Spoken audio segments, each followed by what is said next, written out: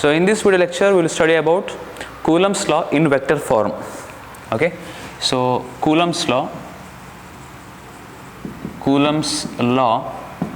in vector form. Coulomb's law in vector form. Okay, I will take 2 point charges, say Q1 and Q2 here. Okay, say that the distance between them is, let me take it as r here. Okay, see, when it is r, let me take the first case here, that is what, the Q1 and Q2 is going to be greater than 0. Okay, in the sense both are like charges, it means that like charges. Okay, like charges. What is the property of the electric charges? Like charges always repel each other. So there will be force on Q2 due to Q1, that is what, force on 2 due to 1. Let me take it as a vector here.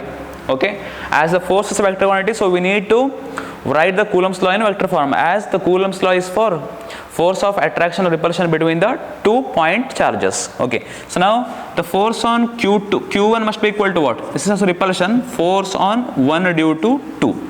Force on 1 due to 2 ಹಾಗೆ ತಗೋತೇವೆ, ಆಯ್ತು ಅದನ್ನು ಯಾವತ್ತೂ ಕೂಡ. So ಇವಾಗ ನೋಡಿ, either you can take any one. Okay, ಯಾವುದೇ ಒಂದೊಂದು ಕೂಡ ನೀವು ಕನ್ಸಿಡರೇಷನ್ ಮಾಡ್ಬೋದು ಇವಾಗ. So let me take the force on second charge due to first one, that must be equal to 1 divided by 4 pi epsilon naught into Q1 into Q2 divided by r square into what? Into, you need to write the some unit vector, right? You need to write the some unit vector. Let me take R12, yes, R12 cap. Okay, so where R12 cap is the unit vector, from Q1 to what? Q1 to Q2. So that will give, what is meant by unit vector? I hope that you have studied. So unit vector whose magnitude is unity, that is what, 1, which is responsible for only direction. See, look at the direction here. This is the direction, right? Ee ತರ ಇದೆಯಲ್ಲ ಅದು direction. So ಅದಕ್ಕೋಸ್ಕರ 1 ಇಂದ 2 ಹೋಗ್ತಿದೆ ಅಂತ ಅರ್ಥ. That is what? F12. That is what? R12 vector. So R12 cap is the unit vector from Q1 to Q2 ಅಂತ ತಗೊಂಡ್ರೆ, this is what? The force on second charge due to the first charge. Okay, so ಈ ಥರ ನಾವು ಬರೀಬಹುದು. So suppose in second case, let me take now. In second case, assume that same thing like this, and Q1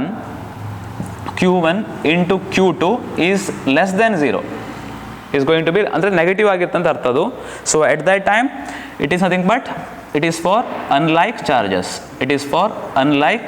charges. ಆಯಿತಾ, unlike charges ಅಂತ ಹೇಳಬೇಕು ನಾವು ಅದಕ್ಕೆ. ನೋಡಿ, same ಡಯಾಗ್ರಾಮನ್ನು ಬರೀತೆ ನಾನು.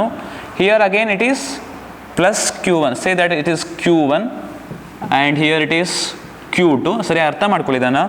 So distance between dum is R here, and clearly we are doing it for what? Unlike charges. 2 unlike ಚಾರ್ಜಸ್ಸಿಗೆ ಮಾತ್ರ ನಾವು ಮಾಡ್ತಿದ್ದೇವೆ ಅದು ಇವಾಗ. ಸೊ ಇವಾಗ ಏನಾಗುತ್ತೆ ಅಂತ ಹೇಳಿದ್ರೆ, ಏನಾಗಬೇಕು, unlike charges always attract each other ಅಲ್ವಾ, ಎರಡು ಕೂಡ ಏನಾಗಬೇಕು, ಅದು ಅಟ್ರಾಕ್ಷನ್ ಆಗಬೇಕು. This is what? Force on 1 due to 2 and this is what? Force on 2 due to 1. ವೆಕ್ಟ್ರಲ್ಲಿ ತೊಗೊಳ್ತೇನೆ ನಾನು ಯಾವತ್ತೂ ಕೂಡ, ಅದನ್ನು ವೆಕ್ಟ್ರನ್ನು ತೊಗೊಳ್ತೇನೆ ಇವಾಗ, ಆಯಿತಾ. ಸೊ ಈ ಥರ ಆಯ್ತು ಇವಾಗ. ಸೊ ಈ ಥರ ಬರೆದಾಗ ನೀವು ಇವಾಗ ಏನು ಬರೀತೀರಿ?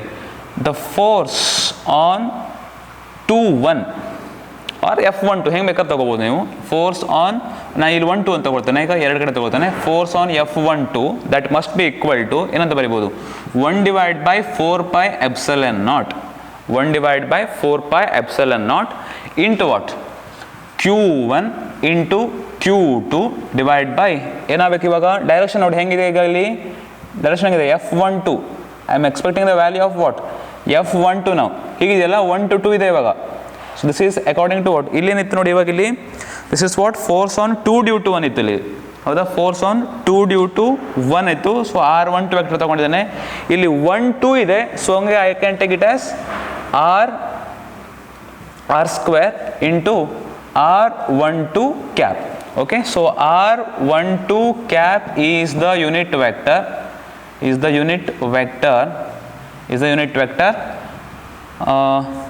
same thing, from pointing from what? Q1 to what? Q1 to Q2, Q1 to Q2 ಅಂತ ಕೊಡ್ಬೋದು ನಾವು.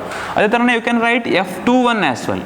F21 vector equal to 1 divide by 4 pi epsilon naught into Q1 into Q2 divide by R square into ಇವಾಗ ಏನು ತಗೋತೀರಿ actually look at this direction ನಾವು 2 to 1 ಇದೆಯಲ್ಲ ಇಲ್ಲಿ ಹೆಂಗಂದ್ರೆ ಸೊ ಅದಕ್ಕೋಸ್ಕರ ಏನು ತಗೋಬೋದು R21 ಕ್ಯಾಪ್.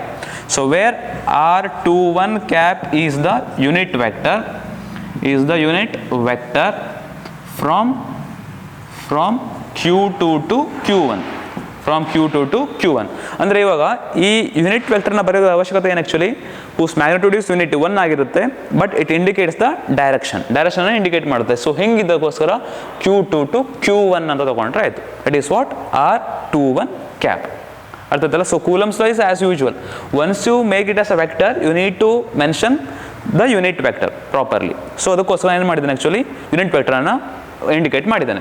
ಇವಾಗ ನೋಡಿ ಇಲ್ಲೊಂದು ಫೈನಲ್ ಏನು ಇಂಪಾರ್ಟೆಂಟ್ ಅಂತ ಹೇಳಿದರೆ ನೀವು R12 ವೆಕ್ಟರ್ನ ತಗೊಂಡ್ರೆ ಈಗ ಈ ಡೈರೆಕ್ಷನಲ್ಲಿ ಇದೆ ಅಂತ ಇಟ್ಕೊಡಿ. ಈಗ R12 ವೆಕ್ಟರ್ ಅದೇ ಥರನೇ R21 ವೆಕ್ಟರ್ ಈ ಡೈರೆಕ್ಷನ್ ಇರುತ್ತದೆ, ಈ ಕಡೆ ಹೋಗ್ಬೇಕಲ್ಲ ಅದು ಹೆಂಗಂದ್ರೆ ಸೊ ಈ ಡೈರೆಕ್ಷನ್ ಹೋಗ್ತಿರುತ್ತೆ. So clearly I can say that ಏನಾಗಿರಬೇಕು R12 vector is equal to negative of R21 vector.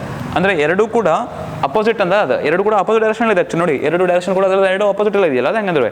So ಅದಕ್ಕೋಸ್ಕರ ನಾವೇನಂತ ಹೇಳ್ಬೋದು ಅಂತಂದರೆ I can write F21 vector that must be equal to 1 divide by 4 pi epsilon naught into Q1 into Q2 divide by R square.